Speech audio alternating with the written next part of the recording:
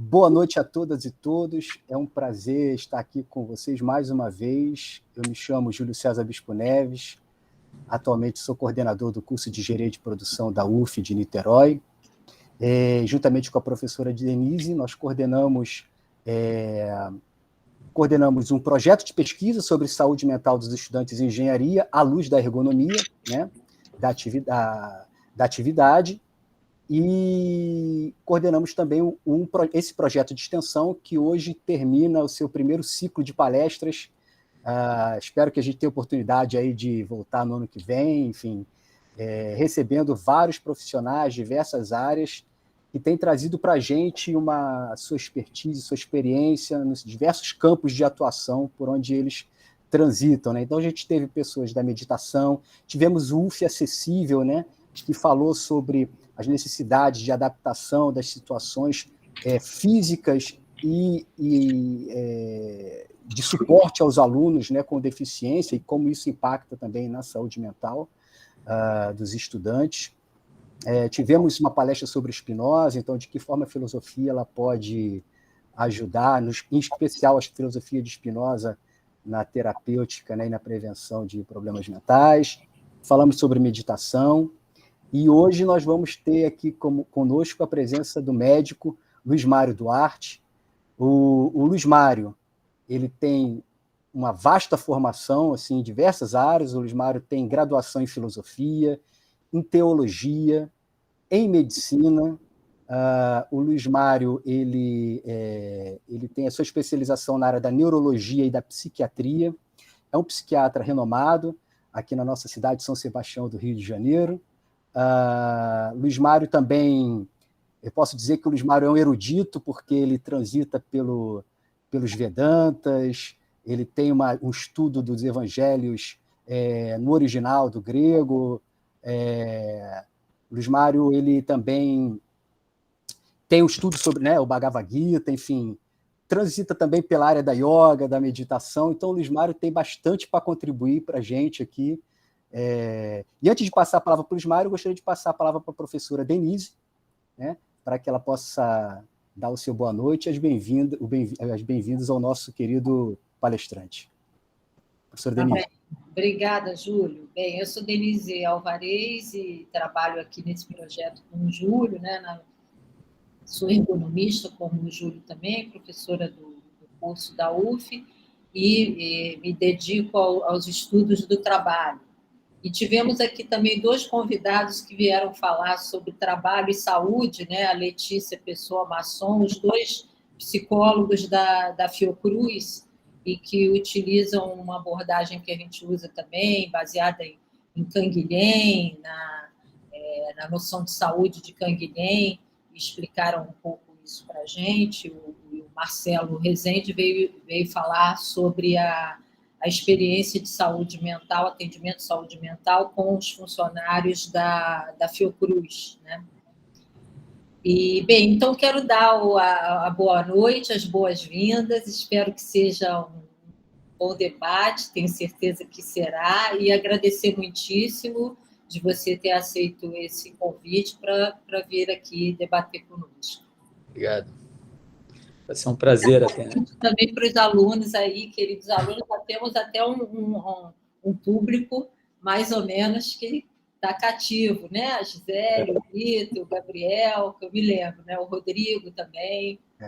Deixa eu falar uma coisa, Luiz Mário, nós estamos também hoje aqui temos aqui a visita do professor Tiago Cruz, da Universidade Federal Rural do Rio de Janeiro, está aqui presente. Então, Luiz Mário,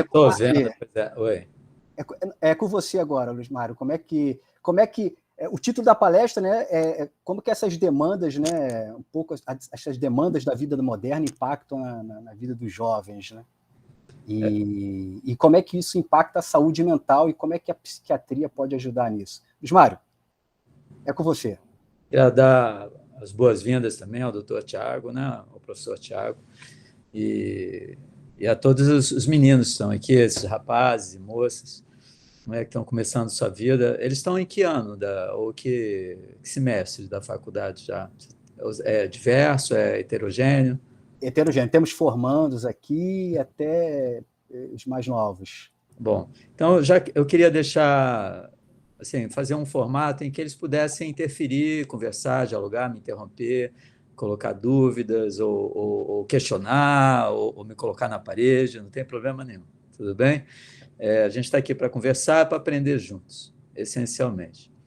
Bom, você pediu para eu abordar alguns temas de interesse da psiquiatria em relação ao universo do mundo acadêmico universitário. Bom, olha só, nós somos uma espécie muito interessante, viu, Júlio, Denise, o Tiago e vocês, rapazes e moças. Nós existimos como espécie há 300 mil anos, mais ou menos. E a nossa espécie é muito singular, né? Porque o Homo sapiens investiu tudo no cérebro, tudo. Então, as nossas outras características orgânicas, elas não são muito adequadas para uma disputa física, né, em termos de força, resistência e tal. Então, somos deficitários, de certa forma. E os hominídeos surgiram mais ou menos há uns 6 milhões de anos atrás. Há 4 milhões de anos, a gente já tem formas mais próximas do que a gente possa imaginar, diferente, bem diferente da gente. E há 300 mil anos surge o Sapiens, né? Como toda espécie no planeta, a gente precisa interagir com o ambiente e sobreviver. Então, as funções básicas do sistema nervoso são captar as informações do ambiente, processar essas informações e dar uma resposta motora a esse ambiente, onde a unidade biológica sobrevive. A partir daí, vem toda a sofisticação do nosso sistema nervoso. Como a gente investiu tudo no cérebro, os nossos neurônios de associação, eles foram se multiplicando muito. Então, as áreas cerebrais foram se tornando muito específicas, moduladas, né, com comportamentos específicos em determinadas áreas, né, e foi produzindo funções emergentes de comportamento. Uma delas vai surgir, em verdade, houve há 70 mil anos atrás, isso é importante colocar para vocês verem como a coisa vem andando. Há 70 mil anos atrás, houve uma revolução cognitiva. O nosso cérebro mudou.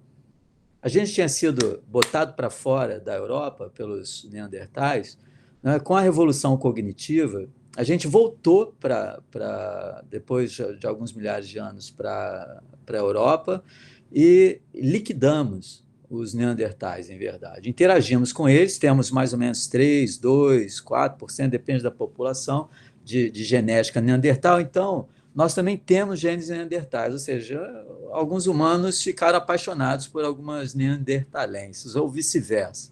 O fato é que outras espécies humanas todas desapareceram. Todos. Só restou os sapiens. Então, nós somos um gênero com uma única espécie. E a nossa espécie é extremamente inteligente. A gente desenvolveu uma inteligência, uma forma de entender o mundo, de estar no mundo, de captar o mundo e de responder a esse mundo muito particularmente, né, em relação a outras espécies. Tanto é que nós nos adaptamos de uma maneira absurda a qualquer latitude do planeta, em qualquer clima, né, e nos espalhamos para o planeta inteiro. E dominamos com a nossa inteligência e tecnologia hoje, né, todas as outras espécies de uma maneira geral. Se você parar a pensar, olha, mas é assim mesmo? É assim mesmo. Por exemplo, a gripe espanhola, em 1918, matou 50, 70 milhões de pessoas. A gente não tinha recurso para fazer frente a uma pandemia da gripe espanhola. Foi uma gripe aviária, né? Hoje, em 1 ano, 2 anos, nós já detalhamos o vírus, já fizemos pelo menos 5 ou 6 vacinas efetivas, né? Salvamos milhões de vidas, ao mesmo tempo que perdemos muitas, mas a gente deu show 100 anos depois. Então, isso é produto da inteligência humana, né? Graças à nossa linguagem, à nossa capacidade de linguagem, porque ela pôde processar conhecimento. Eu posso, você como professor, Denise, o professor Tiago, podem passar o conhecimento à frente. As pessoas, o outro indivíduo não precisa reinventar a roda ou aprender a acender o fogo, né? Isso já vem pronto, né, para essa meninada toda. Então, todo mundo que está aqui já nasceu com computador, celular. Provavelmente Denise e você, Júlio, não sei. Eu não quero entregar a idade de vocês, mas isso é fruto da inteligência humana. Então, a gente vem se adaptando. Então, houve uma revolução cognitiva e surgiram funções emergentes. Uma delas, quando surge a civilização, é a escrita. Né? Então, a gente aprendeu a simbolizar. Né? A gente tem imagens, né, pictóricas no fundo das cavernas. Isso não é arte, não, isso é magia. É onde a gente tenta representar antecipadamente o real para poder interferir no real. Isso talvez vocês não saibam, mas o fundamento filosófico da ciência é exatamente da gente ter uma predição, né, ter uma previsão do que vai acontecer no futuro. A gente tem modelos científicos para isso, para que eu possa dizer, se fizer isso, vai acontecer aquilo. Magia é isso. Né? Você tenta, né, aquelas imagens que representavam caçadas, a ideia era você ter uma presciência do que iria acontecer à frente. Então, a gente vê a sofisticação e a beleza, né, da mente humana produzindo objetos e artefatos, criando a civilização. E criando a civilização, especializando o trabalho, houve a necessidade de desenvolver a escrita. Primeiro os números, a contabilidade, e depois você tem que comunicar isso às pessoas. E surgiu a escrita. E, portanto, a possibilidade de alfabetizar pessoas. Isso é uma função emergente. Nós não fomos desenhados para isso. Nós utilizamos recursos do cérebro para isso. Okay? Então, e com isso surge a educação. Mas hoje, qualquer um dos meninos que estão aqui presentes, eles, com absoluta certeza, eles já leram mais e sabem mais do que as pessoas jamais imaginaram que pudessem saber, por exemplo, no século I, né? Na época de Jesus. Né? O Natal está chegando aí. Então, imagine um filósofo, um Sêneca, no século I, ele sabe muito menos, em termos de mundo, do que qualquer um de nós aqui presentes. Então, com a Revolução Industrial, com a Revolução Científica, né, com Kepler, Galileu, né, Newton, o discurso do método do Descartes, com a Revolução Científica toda, a mudança de pensamento, de você poder representar a realidade de uma maneira matematizada, com eixo cartesiano, né, Descartes, né, onde você olha para o mundo e você mensura o mundo, né, e faz com que seu pensamento científico tenha o rigor da lógica e critérios para você poder estabelecer como a verdade do ponto de vista da ciência. A ciência não esgota todas as possibilidades de verdade, saibam disso, crianças. Tá?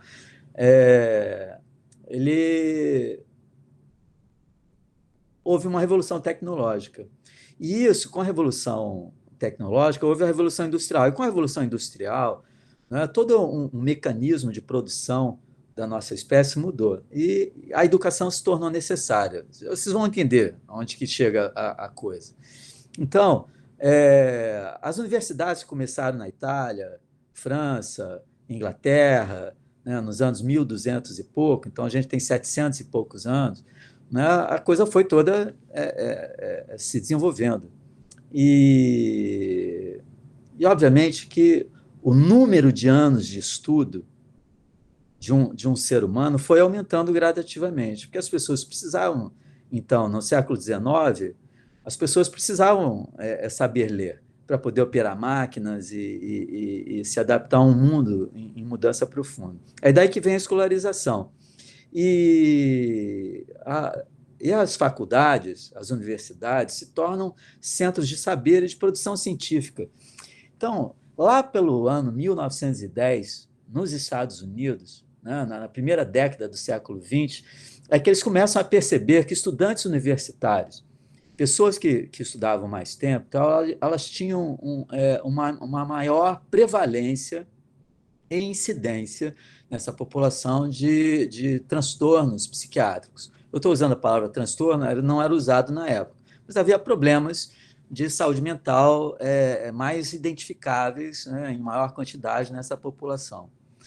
Os primeiros estudos, então, vão surgir, né, mais ou menos na década de 20, 30, e nos anos 50, em 1958, o pessoal de Oxford, na Inglaterra, porque todo esse conhecimento que começa a ser produzido nos Estados Unidos, né, o pessoal da Europa começa a olhar com atenção para isso. E eles perceberam uma coisa muito interessante, que é uma realidade. Os estudantes de Oxford, né, quando comparados à população geral, onde você tinha uma expectativa de suicídio, Emile Durkheim, que é um filósofo, ele já estudara o suicídio antes, né? Ele tem uma obra maravilhosa sobre isso, bem precoce, né? Eles viram que, em 1950, na década de 50, os estudantes de Oxford se matavam 11 vezes mais do que a população geral. Isso foi um alerta. Aí, pesquisadores franceses, essa pesquisa foi replicada nos Estados Unidos, e eles viram números parecidos, ou seja, é um ambiente universitário, que é um ambiente que pode e deve desenvolver a personalidade de um indivíduo, aprofundar conhecimentos, né, de gerar autonomia e independência, e numa fração deles, né, pode ser muito devastador. Okay? 11 vezes mais é um número absolutamente significativo. Então, por trás do suicídio, sempre, na maior parte das vezes, a maior causa, né, do comportamento suicida é depressão, é transtorno de humor depressivo maior. É o diagnóstico que está presente em mais ou menos 60% de todos os suicídios que ocorrem no mundo. Então, e outros estados mentais, de ansiedade, né, e inclusive dificuldades de performance acadêmica. E daí é que vão surgindo também pesquisas em relação à aprendizagem, né, onde a gente vai identificando dificuldades dos alunos em se desenvolver academicamente e conseguir resultados adequados. Então, uma série de situações emocionais, né, pelas exigências psíquicas e mentais que uma universidade, né, obriga um aluno a ter, como trabalhos, provas, várias disciplinas sendo estudadas simultaneamente, num volume de matéria muito grande, responsabilidades, né, com provas e notas e estágio, mas então e as fantasias de autonomia, independência precoces, né, onde você vai entrar para o mundo adulto agora como um profissional, e as responsabilidades que tudo isso implica, numa parcela significativa de alunos, há problemas. Vocês vão ficar, talvez, admirados com os números. 2 a 3% dos alunos universitários podem, em termos de estatística, encontrar uma doença grave, se deteriorarem psicicamente e serem internados, que é maior do que a população geral. Em torno de 20% precisará de atendimento psicoterápico e mais ou menos mais 20% de atendimento psiquiátrico. Então, se você somar todas essas pessoas, né, você tem um número significativo. Ou seja, será que a faculdade adoece a pessoa? Não, então, não vale a pena você ser um profissional de nível superior. Não, você poderia pensar dessa maneira. Mas não é bem assim, não. Por exemplo, vocês são estudantes de engenharia.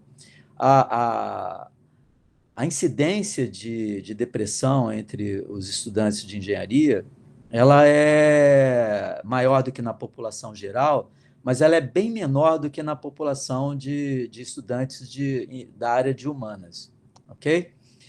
É chocante. Eu espero encontrar 12, 13% de pessoas deprimidas na população geral, na população de engenharia em torno de 20%, que já é um número considerável. Né? São quantos meninos aqui? São 13?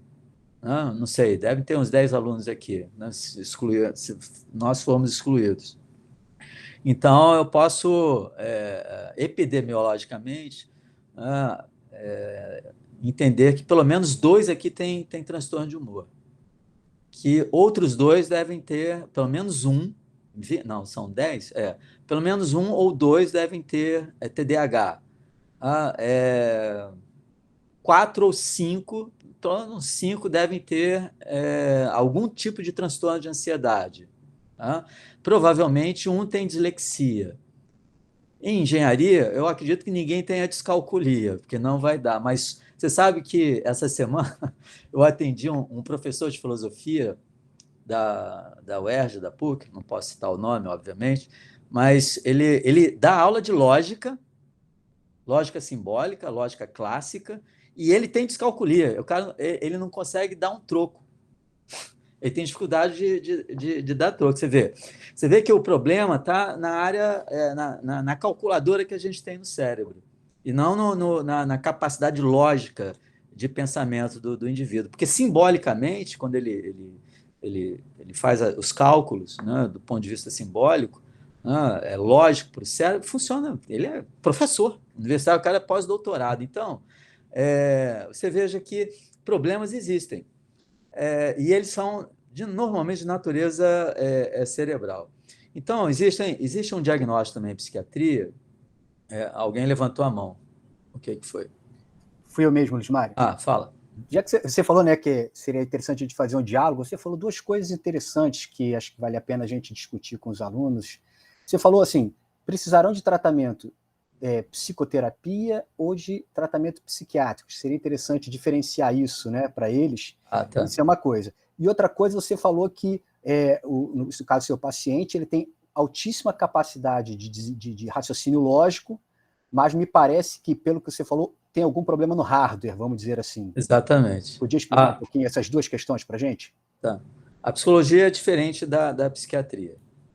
Observe uma coisa, se alguém que faz tratamento ou conhece alguma coisa da área, esses 2 saberes se comunicam, porque ambos tratam de comportamento, só que um trabalha mais, o psiquiatra é um marceneiro e o psicólogo é um bibliotecário, ok? Ele tem que arrumar, não adianta nada uma estante sem conteúdo, e não adianta nada uma estante em que os conteúdos todos se embaralhem, porque ela despenca. Então, medicamento, o psiquiatra normalmente faz diagnóstico e medica, e ele está medicando a estrutura física, né? A neurotransmissão, os circuitos neurais. Eu acho que tem muito mais a ver com vocês como engenheiros do que a terapia. Então, a nossa visão é uma visão biológica.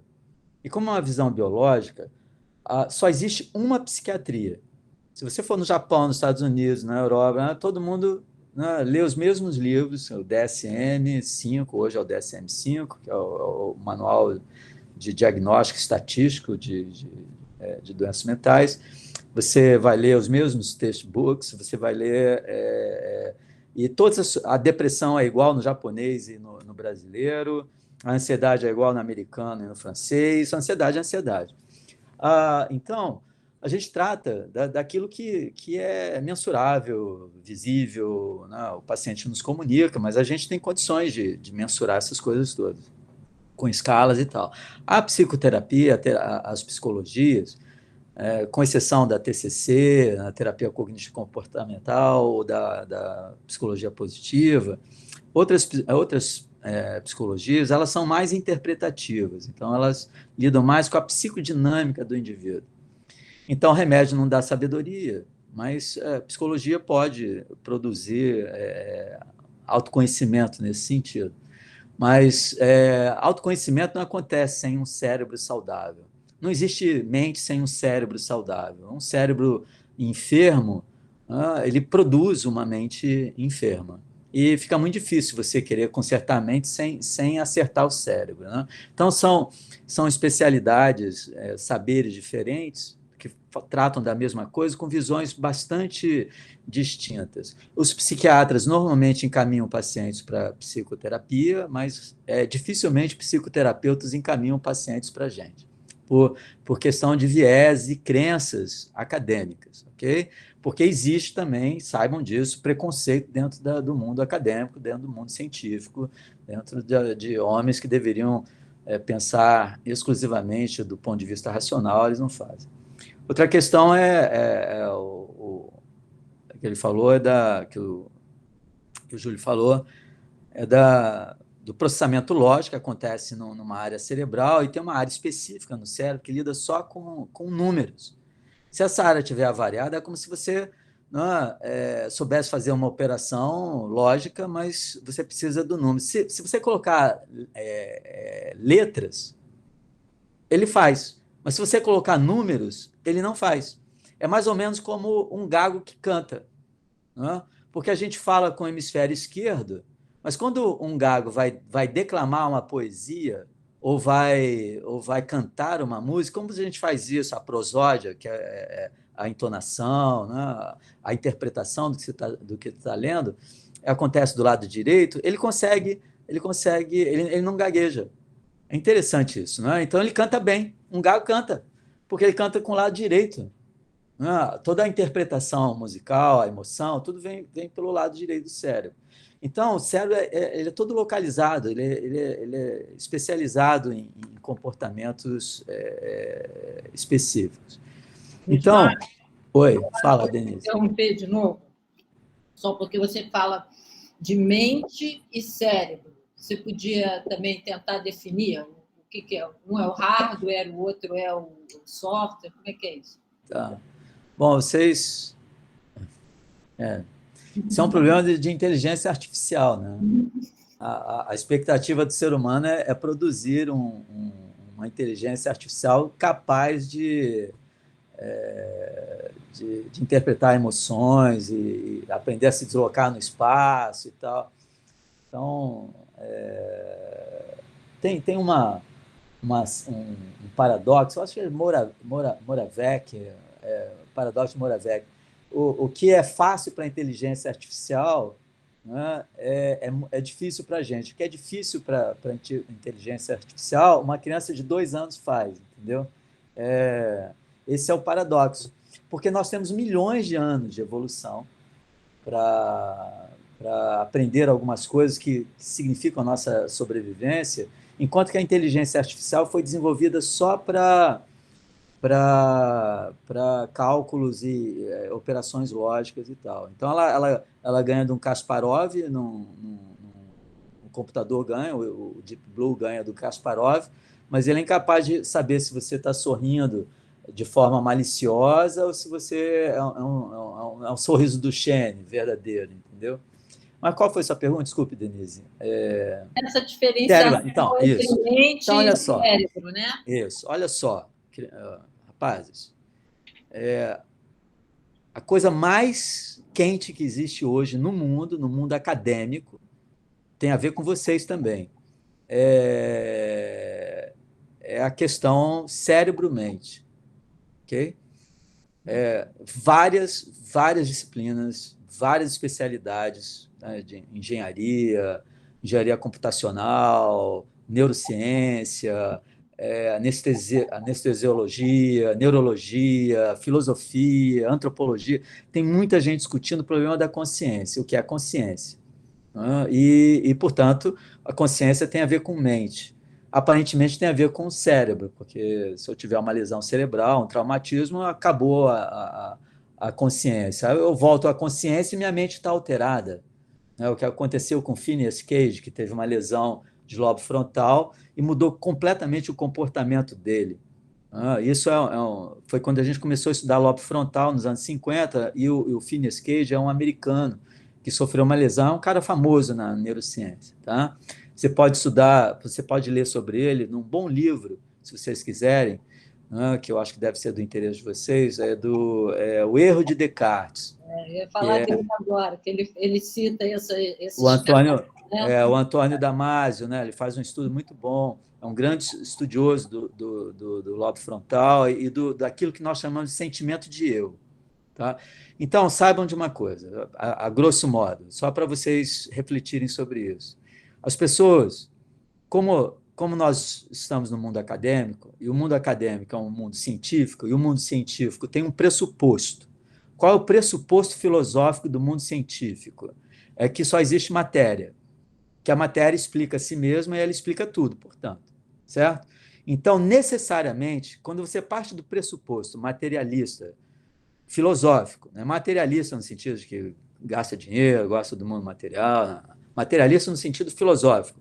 Não existe espírito, não existe nada transcendente, só existe o mundo material.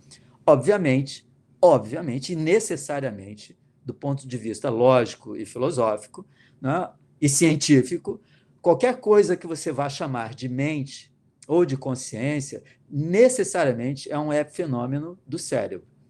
Então, você tem funções emergentes a partir de circuitos e de sistemas cada vez mais complexos que vão se arranjando. Né? Você tem átomos, moléculas, você tem células, você tem tecidos, você tem órgãos, você tem sistemas, você tem um sistema nervoso com vários subsistemas que permite, pela sua complexidade e sofisticação, produzir, né, uma memória biográfica, um sentimento de eu, e daí surge algo que você chama de mente, porque eu deduzo que existe uma mente no outro, porque o outro se comporta de uma maneira parecida com a minha. Tanto é que eu posso deduzir o que você pensa, o que você sente e tal. Então, isso é uma maneira que o mundo científico tem de abordar o problema cérebro-mente. Então, a mente seria uma função emergente, portanto, dependente da estrutura cerebral. Então, qualquer função psíquica, viu, Denise, ela tem que ser reduzida aos estados dos circuitos neurais, a alguma atividade neuronal. Qual é o problema disso? Quando você vai estudar, é igual a psicologia. Existem várias escolas de psicologia, existe uma psiquiatria. Quando você vai ver o problema mente-corpo, mente-cérebro, né, você se esbarra com esse problema. Por quê? Porque elas falham. Elas falham. Então, mente não existe. Consciência é uma ilusão produzida pelo seu cérebro. Isso é muito esquisito de você. Inclusive, todas as suas operações psíquicas que vão produzir o método científico e que vão dar legitimidade à ciência, ela é produzida por uma mente que criou um cérebro, que é um cérebro que criou uma mente que é ilusória, que criou uma teoria que é ilusória. Não é verdade? Então, as propriedades não estão lá, estão numa mente que é produto de um cérebro. Esse é também um paradoxo, e isso gera muito desconforto hoje no mundo materialista, né? Faz com que alguns cientistas hoje pensem exatamente em alguma coisa além disso. Então, isso é um monismo. A ideia, a posição, então, científica, viu, Deise, é de um monismo materialista. Existe cérebro e a mente é alguma outra coisa. Então, o dualismo mente-cérebro, o dualismo cartesiano não existe mais. Isso acabou, filosoficamente acabou. Então, você só tem duas opções. Porque você tem a entropia, você não tem como explicar como alguma coisa imaterial possa transferir informação para algo material e vice-versa. Então, essa postura da física, né, que nasce, que é oriunda da física, que gera questões filosóficas e científicas, né, matou a espiritualidade humana, porque tudo se reduziu ao saber científico nesse sentido. A física quântica reabilita isso. Se você for estudar as consequências filosóficas, né, de alguns fenômenos quânticos, né, como livre-arbítrio e tal, né, pela probabilidade das coisas. Mas deixa eu te dizer, então só existe monismo. A verdade tem que estar em algum lugar. Ou realmente o monismo materialista está correto, e você tem que pensar no futuro, na solução de problemas futuros a prazo promissória, no futuro, quem sabe um dia. Não, a ciência não admite esse tipo de coisa. Ou então, você tem que admitir que o que existe é consciência que se manifesta, o epifenômeno da consciência é o cérebro. Aí você inverteu a situação. Por incrível que pareça, viu, Deise? Quando você faz essa virada de mesa, você estabelece como o fundamento a consciência, né, todos os problemas que existem nas várias interpretações, né, do monismo materialista desaparecem. Desaparecem simplesmente. Porque, né, a consciência como pressuposto, ela explica toda a função mecânica e material da vida. É impressionante. Aí vocês teriam que estudar, né, um pouco sobre isso para vocês saberem se eu estou falando alguma coisa legítima, digna de ser escutada ou não. Mas o fato é que uma coisa, né, vive com a outra. Né? Você tem um cérebro, ele precisa estar saudável para que a sua mente possa funcionar bem, tudo bem? Você pode ser um virtuoso no piano, mas se você tiver uma ou duas teclas desafinadas, você vai ter problema para tocar uma música de forma adequada, tudo bem? Então, eu preciso de um cérebro bom, e é isso que o psiquiatra faz. E o que o psiquiatra encontra na população universitária? Uma taxa maior de depressão, de transtorno de humor depressivo, de episódios depressivos, pelo menos nessa população, né, seja porque o ambiente, as pressões do ambiente são gatilhos para um aumento de ansiedade, um aumento de transtornos de humor. Pessoas com TDAH, que muitas vezes não foram diagnosticadas na infância, por causa da sua reserva intelectual, da sua inteligência. Oi? TDAH. TDAH é transtorno de déficit de atenção e hiperatividade, / impulsividade, tá bom?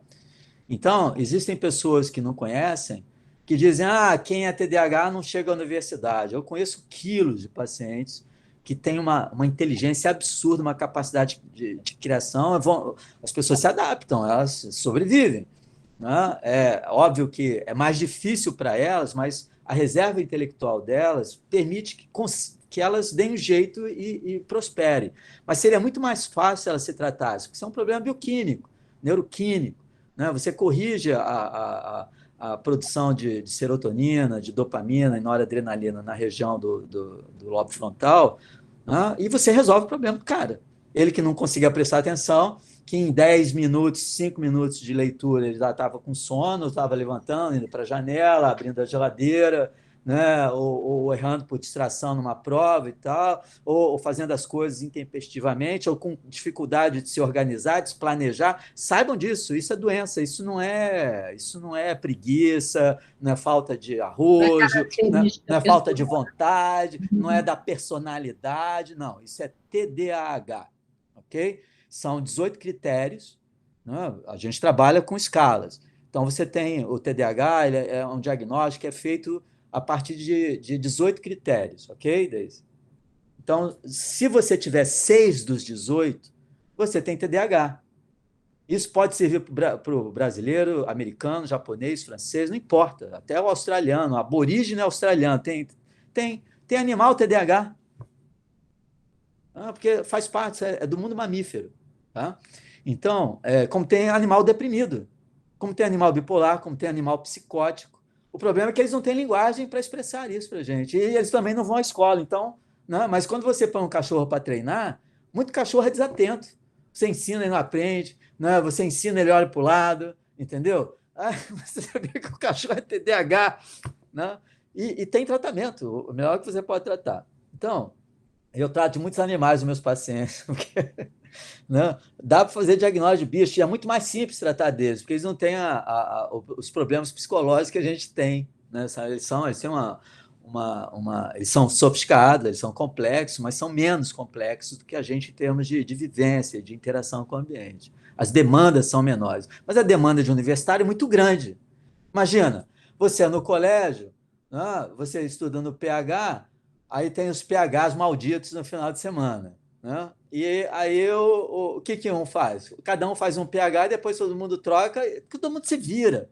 Mas quando você chega na universidade, não tem ninguém te cobrando entrada, saída da faculdade, né? Todo mundo te trata como adulto, como uma pessoa responsável, você está solto, né? Sexo, droga, rock and roll, pô, é uma beleza, você tem farra, você tem liberdade, mas você tem que estudar. E os professores não querem saber se o outro está dando muita matéria ou não, você tem que, né, dar conta de 8, 7, 6 disciplinas no semestre, e você tem trabalhos, e você tem que fazer leituras, tem que ler artigos. Aí o TDAH começa a ratear. Não tem como, se ele não deu problema lá atrás, ele vai ter problema agora. Toda a universidade norte-americana e europeia tem serviços para TDAH, para depressão, para ansiedade, para poder ajudar essas pessoas com dificuldades, né, que você poderia dizer emocionais, né, é errado esse termo, né, para elas terem apoio, né, e prosperarem. Existem leis que fazem com que o TDAH tenha mais tempo para estudar, para fazer uma prova, para entregar um trabalho, né, precisa de silêncio numa sala de aula, porque ele distrai mais facilmente. Então, olha só, a população, a incidência de TDAH, ou a prevalência, né, de TDAH na população geral é de em torno varia nos trabalhos, nos papers e tal, mas atinge 10, 11% da população, é muita gente. Então, numa sala com 50 alunos, 5 são TDAHs. Ele vai ter mais dificuldade. Ele pode ser brilhante, mas ele vai ter dificuldade, vai ser mais difícil para ele. Se ele falhar, ele precisa de tratamento, ele precisa de ajuda. Tá? Seja psicoterapêutico, se ele não quiser usar medicamento, mas aí eu recomendaria uma terapia cognitivo-comportamental, que é mais específica, né, para essas questões. TDAH não é só desatenção, TDAH é dificuldade de se organizar, de planejar, né? Seres humanos, eles tomam decisão, eles planejam, né? Depois que tomam a decisão, eu quero ir para São Paulo, eu vou planejar como eu vou fazer isso. Okay? Vou de avião, vou de carro, eu tenho que planejar. E se eu vou de carro, eu tenho que ver se está tudo bem, combustível, tem dinheiro, as estradas estão boas, tempo, né? Tudo tem que ser visto, eu tenho que planejar. Eu executo a ação e supervisiono. Isso são os passos que a gente espera que todo ser humano racional faça diante de um problema que ele tem que tomar uma decisão. Então, eu vou tomar uma decisão. Seja namorar, seja estudar, seja passar no vestibular, seja me conduzir bem na faculdade. Então, uma das coisas importantes para alunos em faculdade é CR, é você ter uma pontuação alta, você ter um bom score, né, acadêmico. Isso permite você ter acesso a bolsas, no futuro a mestrado, doutorado, uma série não de regalias nem de privilégios, mas de estímulos, né, para você poder continuar sua vida acadêmica e profissional e ter maior sucesso. Então, as pessoas cobram, elas precisam. Então, eu preciso me planejar para isso. Sempre preciso me planejar. Qual o problema do TDAH, por exemplo? Né? Ele tem cérebro de curto prazo. Então, ele tem dificuldade de pensar a médio e longo prazo, de prever coisas. Então, o planejamento para ele já é complicado. E a fase executiva, ele tende a sair da fase de decisão para a fase executiva sem um bom planejamento. E ele não tem paciência, normalmente, se ele for impulsivo ou hiperativo, mesmo adulto, porque ele tem resíduos dessas coisas que vão diminuindo com a adolescência, mas permanecem alguns sintomas, de supervisionar, porque é chato, é tedioso. Então, ele decide, executa e funciona. Em coisas simples, isso tem jeito. Mas quando a coisa é mais complexa, quando o assunto é mais... exige maior atenção e cuidado, e quando são várias disciplinas, a coisa fica muito complicada para um TDAH. Então, ele tem dificuldade com rotinas, entendeu, Júlio? E a gente precisa ajudar esses alunos, porque eles são diferenciados. Não tem nada a ver com inteligência, não tem nada a ver com capacidade, tem a ver com a capacidade de processamento cerebral dele, em termos de manutenção da atenção em algo que não tem prazer, por exemplo. A gente sabe uma coisa sobre a atenção. Existem vários tipos de atenção. Atenção concentrada, atenção alternada, atenção dividida. São 3 tipos de atenção. Né? Então, eu estou fazendo 2 coisas, 3 coisas ao mesmo tempo, minha atenção é dividida. Eu estou fazendo uma coisa e passo para outra e volto para aquela, isso é atenção alternada. Né? Atenção concentrada é quando eu faço só uma coisa.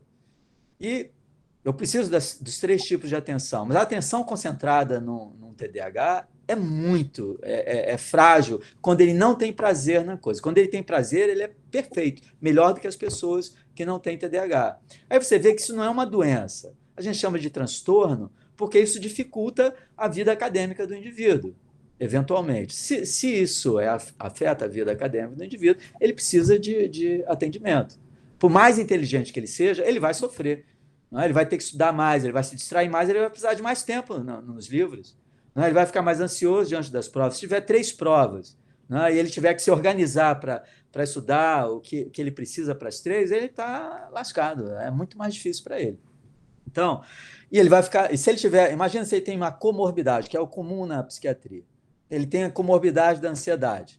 Aí ele fica ansioso, a ansiedade, ela dá aquele famoso branco. Né? Ela dificulta a evocação de memórias das áreas corticais, entendeu? Ela não tem nada a ver com aprendizagem. Tanto é que se você tomar benzodiazepínico para aprender alguma coisa, você tem dificuldade de memorizar. Mas se você estiver muito ansioso antes de uma prova e você toma um benzodiazepínico, ela melhora a sua memória. Por quê? Porque você diminuiu a ansiedade. O que a ansiedade faz? Ela dificulta a evocação de material aprendido.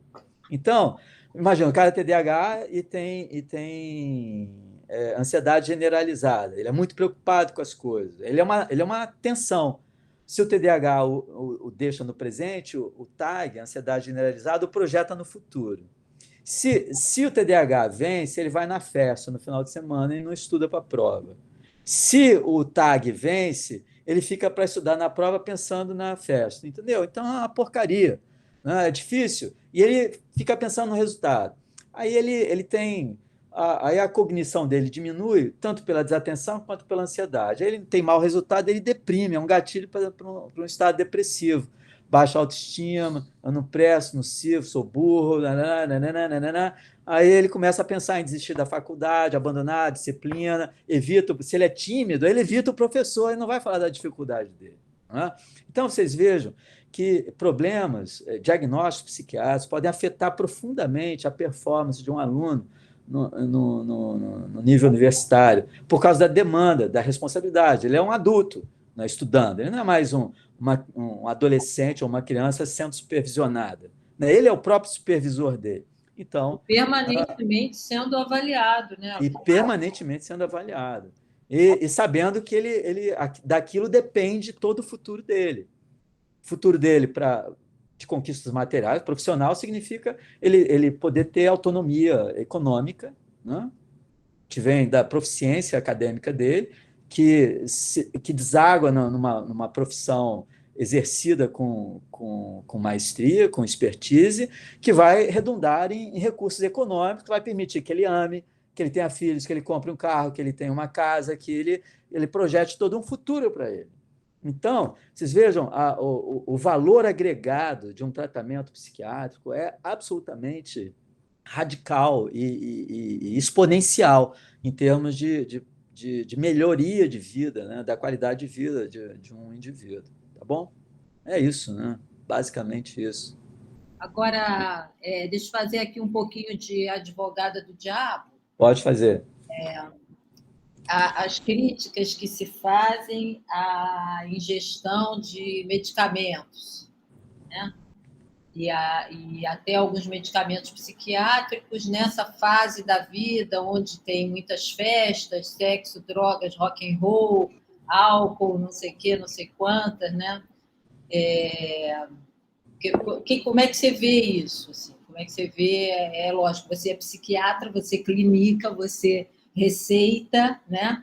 Eu sei que ao longo de, sei lá, vamos dizer, pelo menos uns 30, 40 anos para cá, os progressos na área da farmacologia nesse setor foram enormes. Eu lembro, assim, quando eu era jovenzinha, tinha um remédio chamado Aldol, As pessoas tomavam e ficavam todas parecendo um Um robô. robôzinho.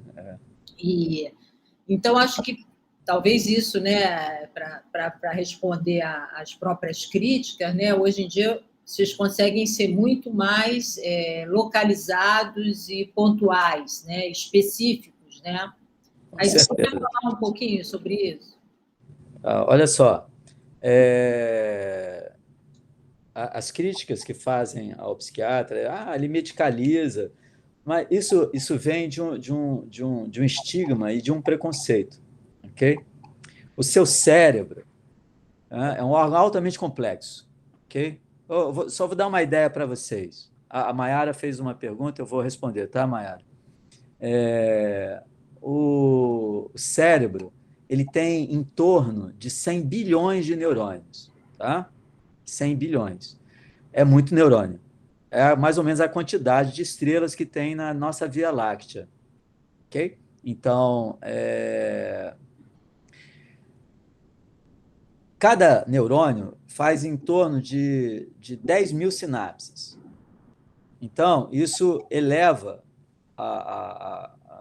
é 10 elevado a 14. Isso vai a 1 quatrilhão de possibilidades sinápticas que são mutáveis. Ou seja, as sinapses elas não são rígidas, elas mudam. Imagina, você ter... vocês que conhecem matemática, façam análise combinatória disso. Okay? Então, as possibilidades de arranjo. Por isso, a nossa capacidade cerebral de processamento e de construção de circuitos tão absurda. Então, olha só. Tudo isso é feito com neurotransmissão. Com neurotransmissão. O cérebro é econômico.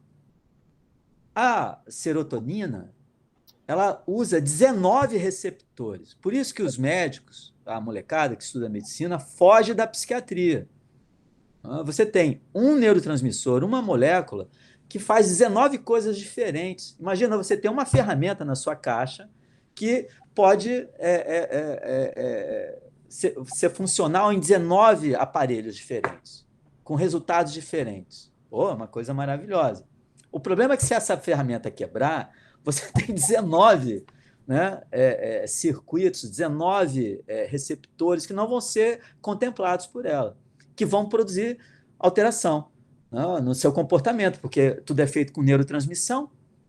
Então, eu preciso de um cérebro fazendo neurotransmissão adequada para que ele funcione bem. E a neurotransmissão ela é cruzada. Então, existe um receptor de serotonina em neurônios dopaminérgicos, que modulam, ou noradrenérgicos, e vice-versa. Então, a coisa é complicada. É complicado. Então, as pessoas têm... O seu cérebro é uma sopa de neurotransmissores. E tudo que você experimenta na vida, a molecada não tem nenhuma reserva em usar um THC, usar uma maconha, usar um MD, usar um DMT, usar álcool, usar alguma droga. Mas quando fala em remédio, os caras pulam. Não, vem cá.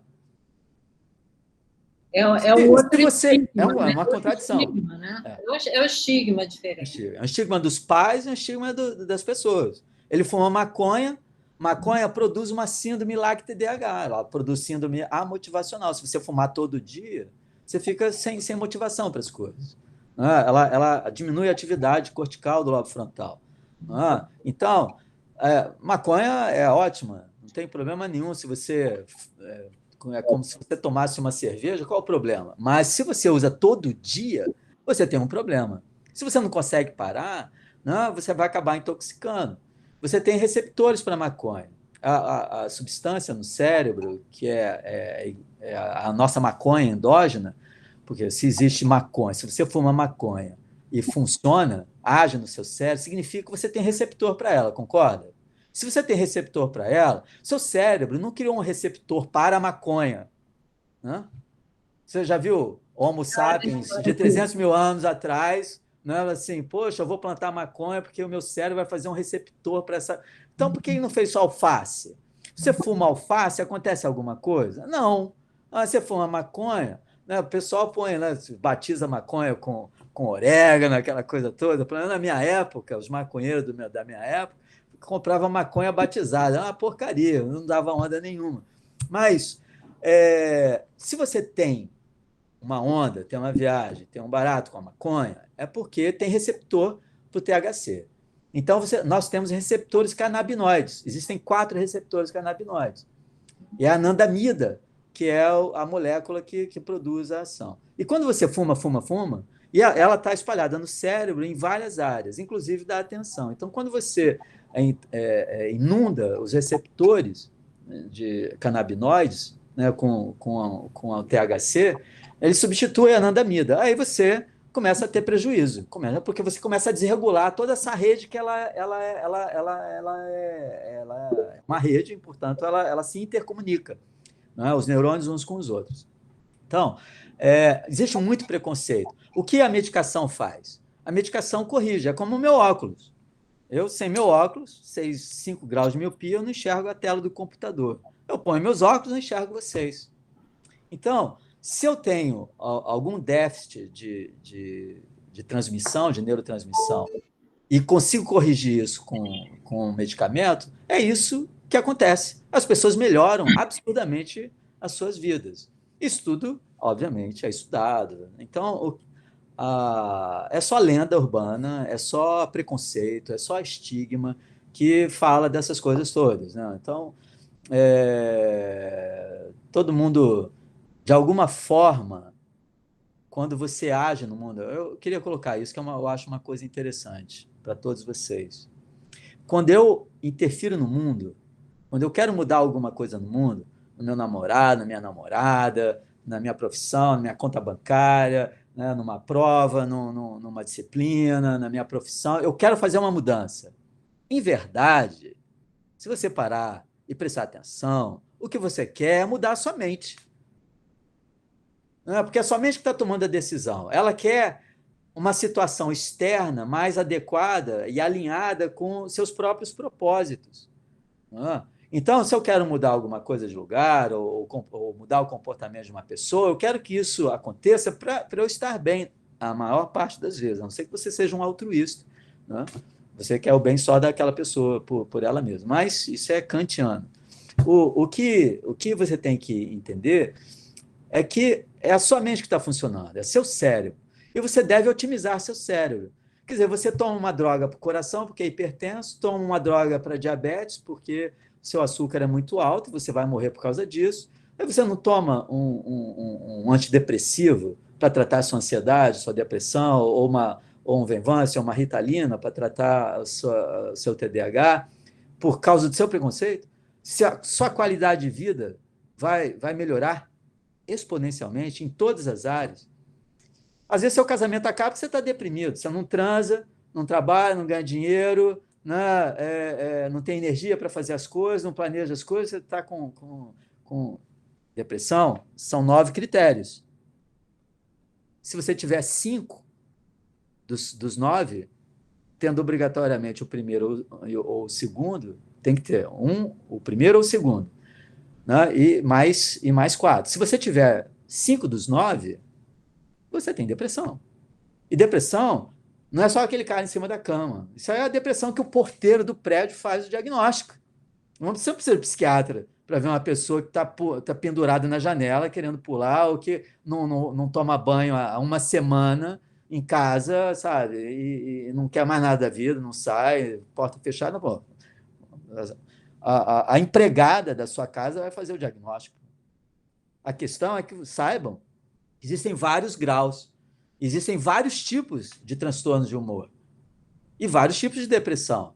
Depressão atípica. Alguém aí já ouviu falar em depressão atípica? Alguém já ouviu falar de uma depressão chamada melancólica? Então, como é que você vai viver? Então, drogas é um problema para a população acadêmica, onde as pessoas estão ganhando autonomia, têm dinheiro, vão à faculdade, né, querem se divertir, estão estressados, usam uma coisa, vão numa festa e tal. Né? Eu atendi a semana passada um rapaz, estava estudando medicina, né, começou a faculdade, começou a usar maconha, da maconha foi para as festas, começou a usar drogas sintéticas, foi abandonando os estudos, aí conheceu cocaína, aí dali foi para o crack e está internado. Está internado. A família me chamou já para apagar um incêndio no circo. Então, então, é uma coisa que poderia ter sido vista antes, porque não, ele é adicto, cérebro adicto, não pode usar nenhuma substância. Tem pessoas que podem, não acontece nada, né? Mas então a medicação ela é fundamental, né, para corrigir esses estados cerebrais, né, e ajudar a pessoa a ter uma performance adequada. Então, eu medico meu coração, medico meu intestino, medico meu estômago, medico meus músculos, vou na academia, enfio testosterona em mim, faço anabolizantes para ficar belo, ficar forte, grande, e não uso uma medicação para manter. Essas medicações podem alterar a minha mente. Então, quando a gente faz um diagnóstico psiquiátrico, e é bom os meninos saberem também, a gente faz um diagnóstico em 5 eixos.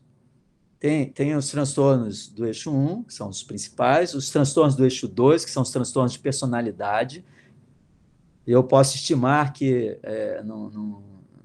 numa população, os transtornos de personalidade atingem até 4, 5, 6% da população. Então, vocês vão encontrar entre colegas com algum transtorno de personalidade. São 9 tipos de transtorno de personalidade, dividido em 3 grupos. E transtornos de déficit quantitativo. Esses são complicadores das outras. Aí você tem um diagnóstico da condição socioeconômico-cultural do indivíduo, tá? Que é o eixo 3, porque ser deprimido, né, rico, podendo ir chorar, passar, sabe, a minha depressão em Paris é uma coisa. Agora, eu aqui na favela, né, tomando tiro, é outra coisa. Entendeu? Então, a condição socioeconômico-cultural ela é muito relevante para o desenvolvimento das doenças psiquiátricas. Tem a questão de doenças clínicas que podem produzir ou mimetizar doenças psiquiátricas, ou então agravar as doenças psiquiátricas. Tá? Eu tenho que sempre... Né, o cara tem que estar tendo pânico, mas ele pode ter um tumor de suprarrenal, produzindo adrenalina nele. E aquilo não é psiquiátrico, é orgânico. Às vezes o cara tem hipotireoidismo, ele está deprimido.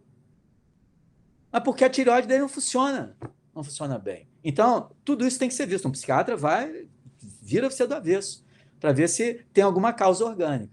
E tem o eixo 5 que a gente chama de escala de avaliação global, GAS, né? Que qualquer psiquiatra assistindo uma consulta psiquiátrica, ele vai dar uma nota para o indivíduo. É uma maneira relativamente simples da gente pontuar o indivíduo, iniciar o tratamento. Para que serve o diagnóstico?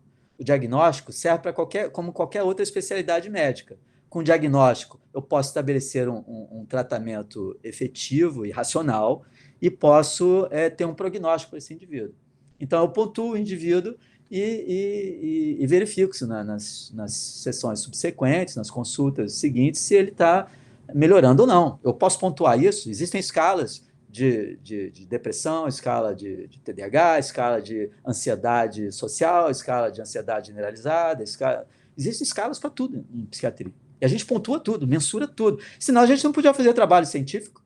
Como é que eu vou saber se aquele medicamento, aquela molécula funciona ou se aquilo é placebo? Eu tenho que mensurar, eu tenho que medir. E como é que eu vou medir aquilo que o indivíduo me reporta? Ele tem que me reportar, então tem que ter escalas. E elas são traduzidas para cada cultura, né? Elas são transculturais nesse sentido. Né? Então, é tudo ajustado para determinado idioma, para determinada cultura e tal. O cérebro é um órgão que aprende, viu, Denise? Oi? Mário, desculpe, achei que você tinha terminado. Tem 2 questões aí colocadas. Uma, deixa eu ver aqui. Uma Maiara. Maiara perguntou se TDAH tem a ver com TOD. TOD é uma sigla para transtorno opositor desafiante. Ok? Esse diagnóstico, Maiara, ele é feito em criança. Tudo bem? Em criança e adolescente. Hoje, a gente tem um diagnóstico muito interessante, né, que você vai encontrar no DSM-5, que é transtorno disruptivo do humor. Tudo bem? Então, ele acontece muito em crianças e adolescentes, e muitas vezes fazem confusão com TOD. TDAHs, como os transtornos psiquiátricos, eles são, o comum é comorbidade. É muito raro você encontrar uma pessoa só com TAG, só com pânico, só com depressão, só com TDAH. Normalmente, o que a gente encontra é diagnósticos combinados, por causa da peculiaridade do cérebro, né? Porque ele trabalha em áreas diferentes, usando os mesmos neurotransmissores. Então, como o nosso comportamento é todo integrado, né, quando um comportamento falha, o outro tende a sustentar ou falhar junto, entendeu? Então, a gente faz diagnósticos simultâneos. Isso é a regra na psiquiatria. Esqueça essa história. Se vocês ouviram falar, não, o sujeito só tem... Você reúne todos os sinais e sintomas do indivíduo e isso é explicado por uma única doença ou diagnóstico. Isso pode ser verdade para qualquer outro órgão do seu corpo, mas não é verdadeiro para o cérebro. O cérebro, né, como ele funciona modulado, ele funciona com neurotransmissão cruzada, com comportamentos complexos, né, é comum você ter vários diagnósticos. Então, o TOD e TDAH, quem tem TOD tem uma incidência maior de TDAH, tá bom? É bastante comum isso. Tá? E quem tem TDAH, ele não necessariamente tem TOD. Ele pode ter, mas quem tem TOD, normalmente você encontra nessa população uma quantidade de diagnóstico maior do que na população de TDAH sem TOD. Né? Então é menor, são coisas diferentes. Então, eles são genótipos diferentes, são transtornos diferentes. Mas um TDAH ele vai agravar o TOD. Por quê? O TOD é um cérebro que se opõe e desafia. Mas o TDAH é impulsivo. Ele tem impulsividade. Ele tem baixo limiar de frustração.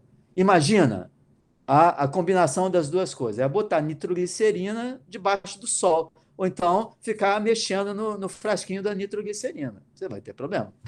Okay? Então, são dois diagnósticos, né, que têm que ser contemplados. Por exemplo, se você tratar o TDAH, você não vai tratar o TOD. Você tem que tratar o TOD e o TDAH, que são genótipos diferentes, com fenótipos diferentes.